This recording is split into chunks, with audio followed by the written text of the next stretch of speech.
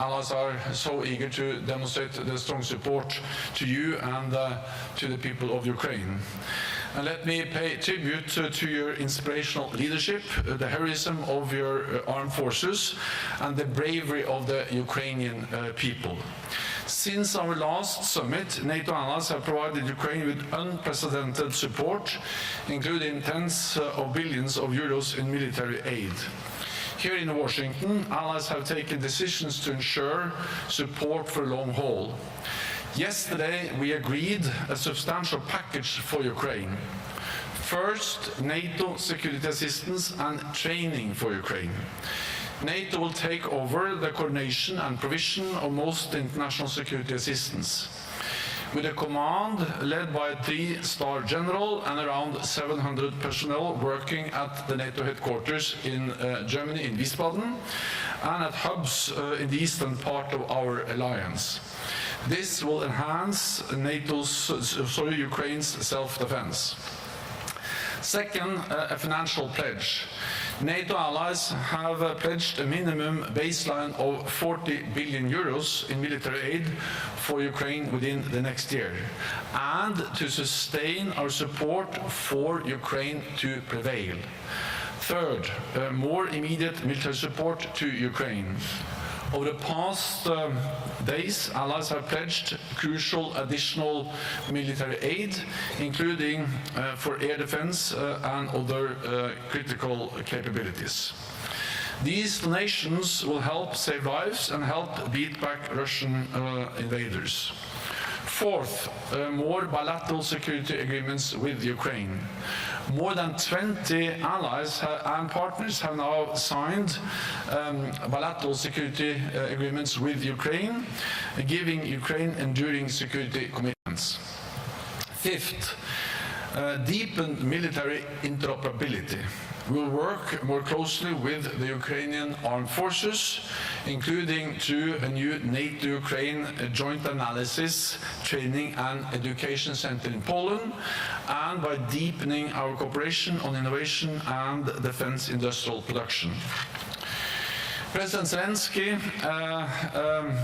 in our meeting just now, you and I agreed that all of these elements, a NATO command, more funding, more military support, more security agreements, and more interoperability, constitute a bridge to NATO membership and a very strong package for Ukraine. Ukraine's future is in NATO.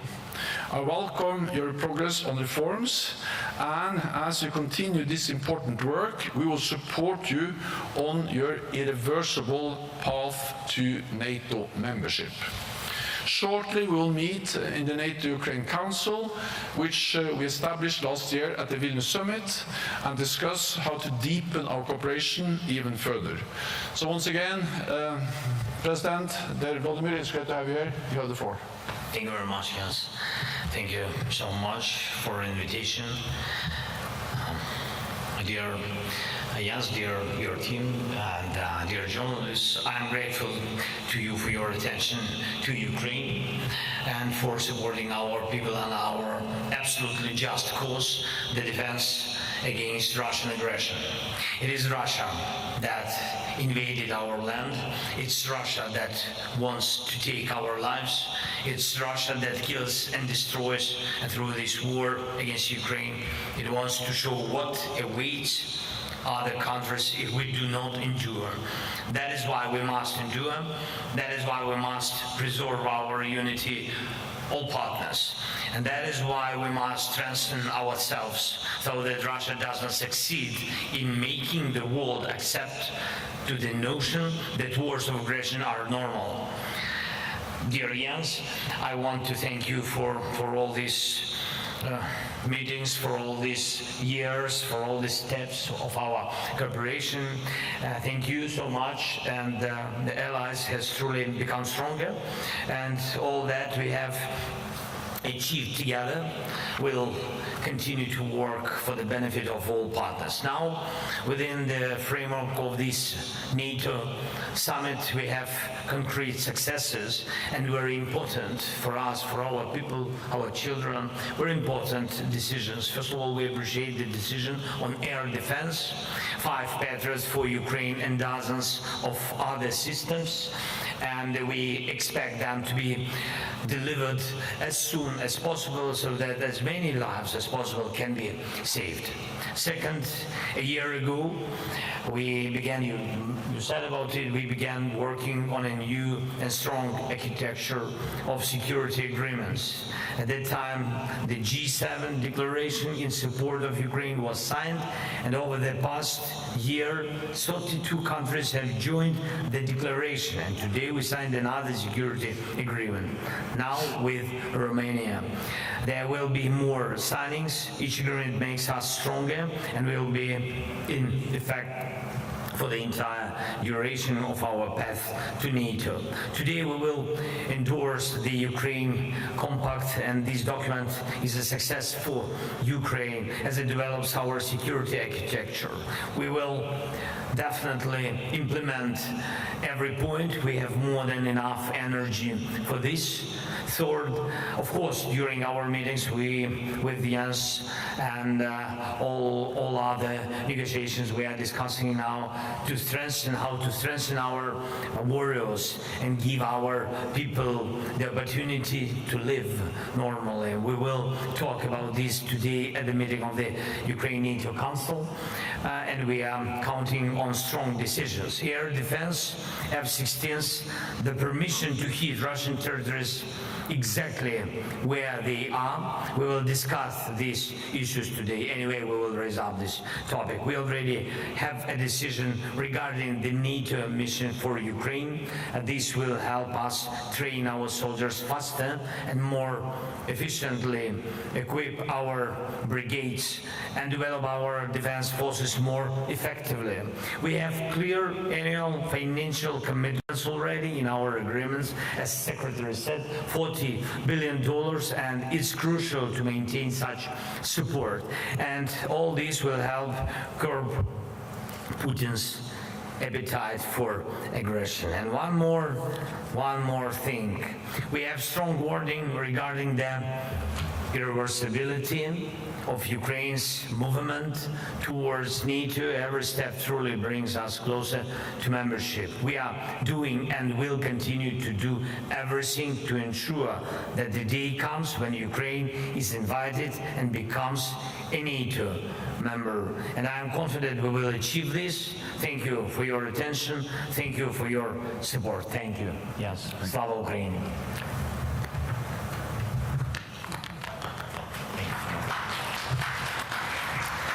Thank you.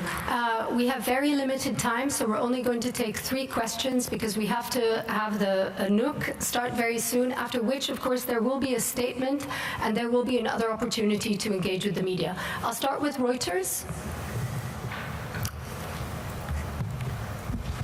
Thank you. Sabine Siebold with Reuters. SecGen, CNN has a report saying that the US and Germany foiled a Russian plot to kill the CEO of German arms maker Rheinmetall. That's the company that's producing artillery shells for Ukraine. Can you confirm that there was such a plot? And who were the other defense industry targets? And what measures will NATO take in response to this? And President Zelensky, if I may, another summit is coming to a close and NATO has still not offered a political invitation to Ukraine to join. Do you see this as a defeat? And the second question, Russia has been slowly advancing in these 4 months. When are you going to stop Russia's troops? Thank you. Well, I can start to answer the first question by saying that I will not go into that specific report. What I can say is that we have seen a pattern a Russian campaign organized by the security services to conduct hostile actions against NATO allies across the lines, with sabotage attempts, with cyber attacks, with arson, with different types of hostile actions against NATO allies. And these are not standalone incidents. These are part of a pattern, part of an ongoing Russian campaign. And the purpose of this campaign is, of course, to intimidate NATO allies from supporting Ukraine.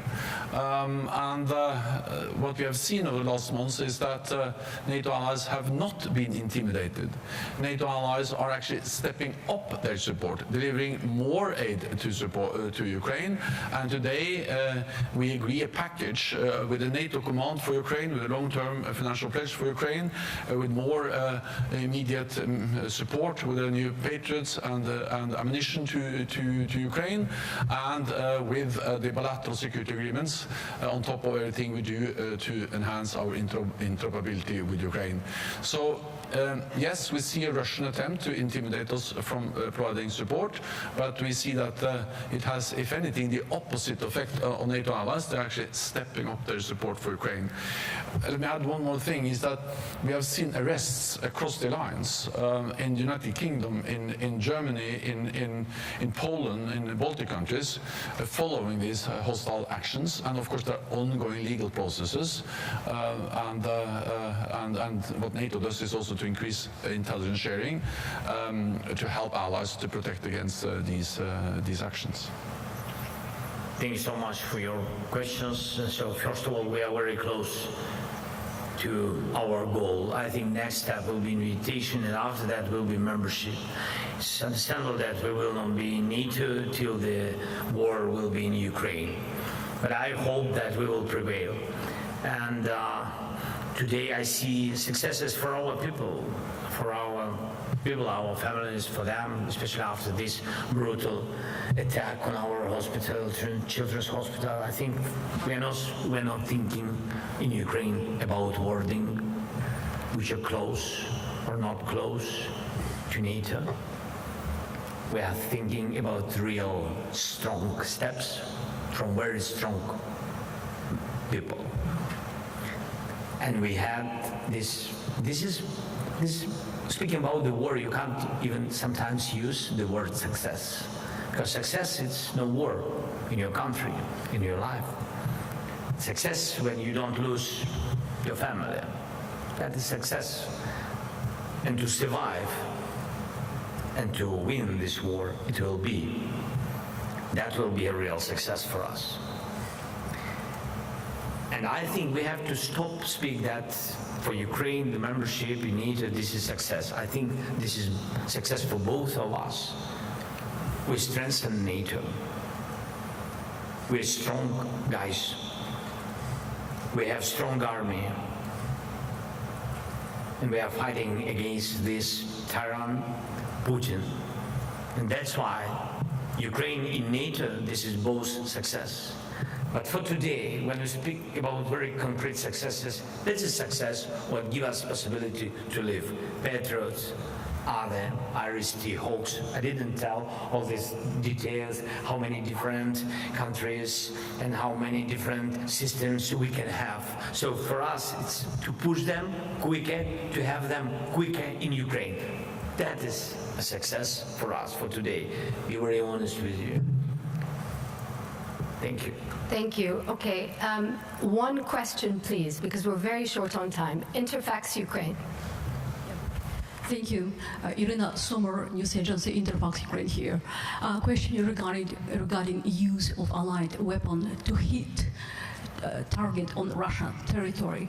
Can we expect that finally limitation and restriction will be lifted and Ukrainian will be able to prevent future attack on civilians and children in hospitals? Thank you. I think it's important to remember what this is. This is a war of aggression launched by Russia against a democratic, friendly neighbor, Ukraine. Russia invaded Ukraine. That's a blatant violation of international law. And according to international law, Ukraine, of course, have the right to self-defense. NATO allies have the right to help and uphold Ukraine's right of self-defense without becoming party to the conflict. And the right of self-defense includes also the right to strike legitimate military targets on the territory of the aggressor, Russia. And therefore, allies have reduced, some allies have not imposed any restrictions at all. It varies a bit between allies, but allies have reduced the restrictions on the use of the weapons delivered to Ukraine. And this has enabled Ukraine to strike legitimate military targets on the territory of Russia. I think it's also important to understand that in the beginning of the war, or actually until quite recently, most of the fighting took place on Ukrainian territory. The front lines were inside Ukrainian territory, so to hit military targets on the other side was to hit Russian military installations on Ukrainian territory. But since Russia opened a new front in Kharkiv, the front line and the borderline is more or less the same. So the only way to hit military targets, missile launchers or airfields which are conducting attacks against Ukraine is to hit military targets on Russian territory, because the front line and the borderline is more or less the same. And therefore I welcome that allies have loosened their restrictions, and there's no doubt that Ukraine has the right to use weapons. They have received their own weapons, but also weapons that have been donated by allies to hit legitimate military targets on Russian territory. Okay, last one to the BBC.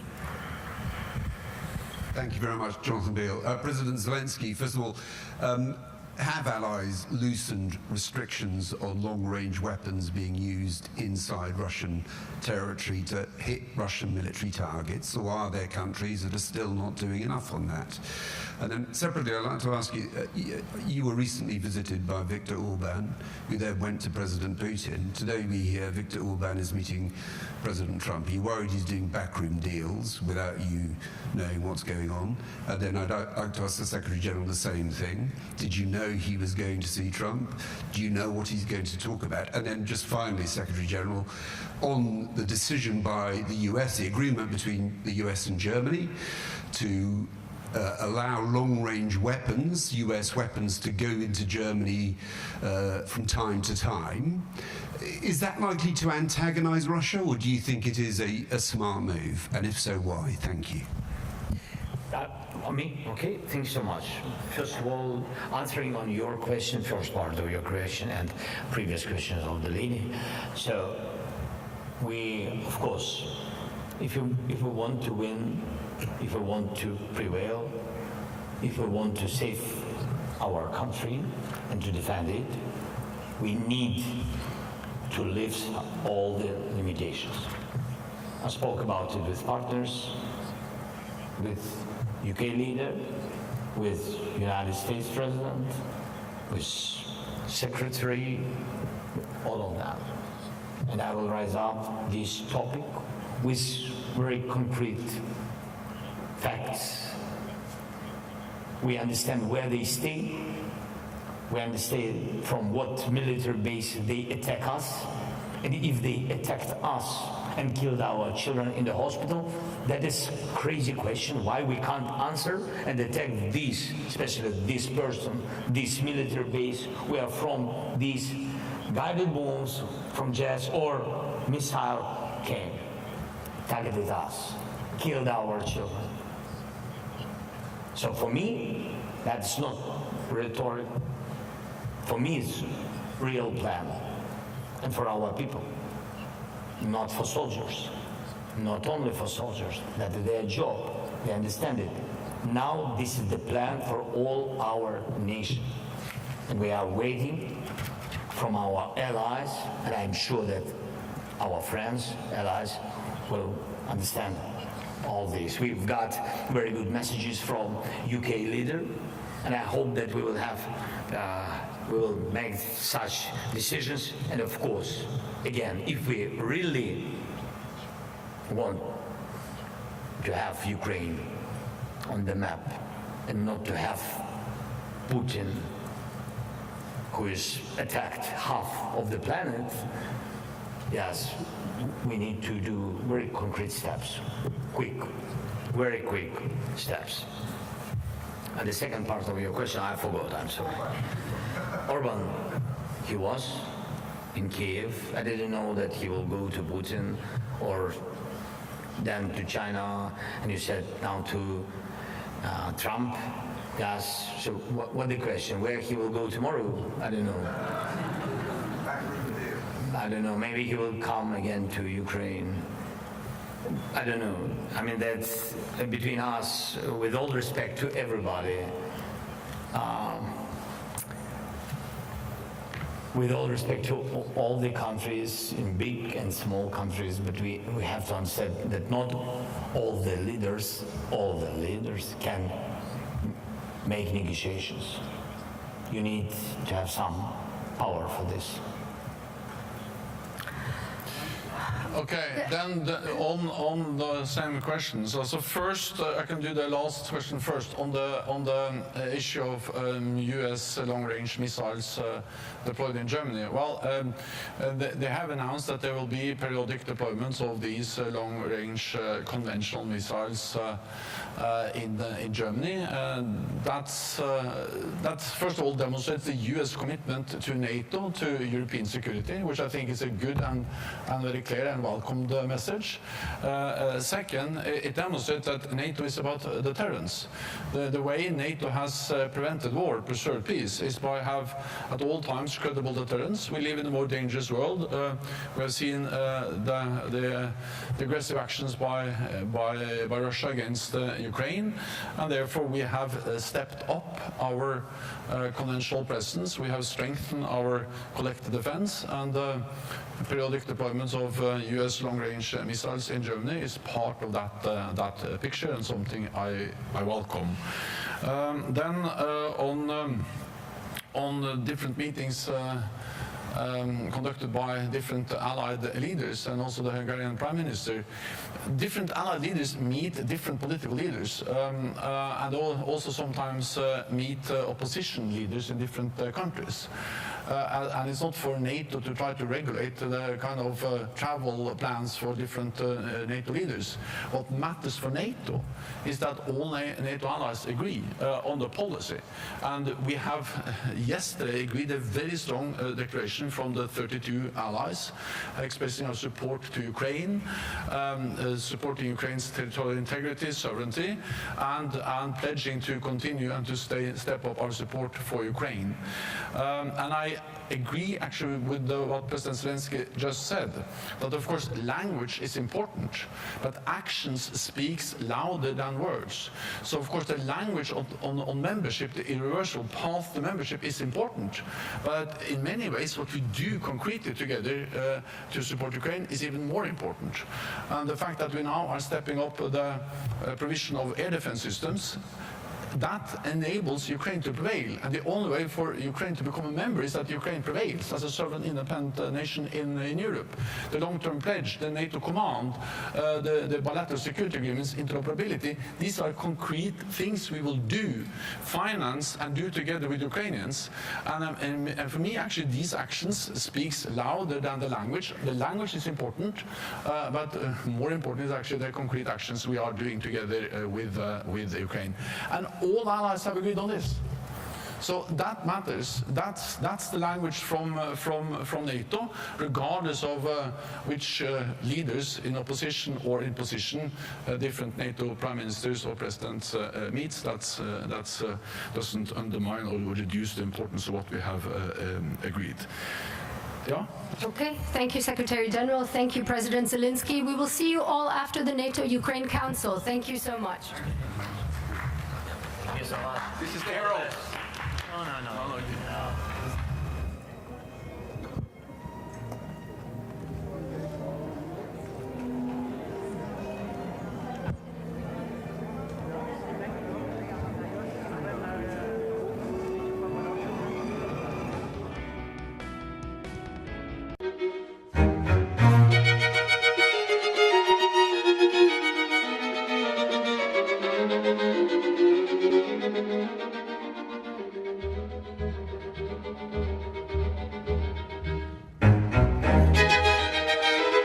you.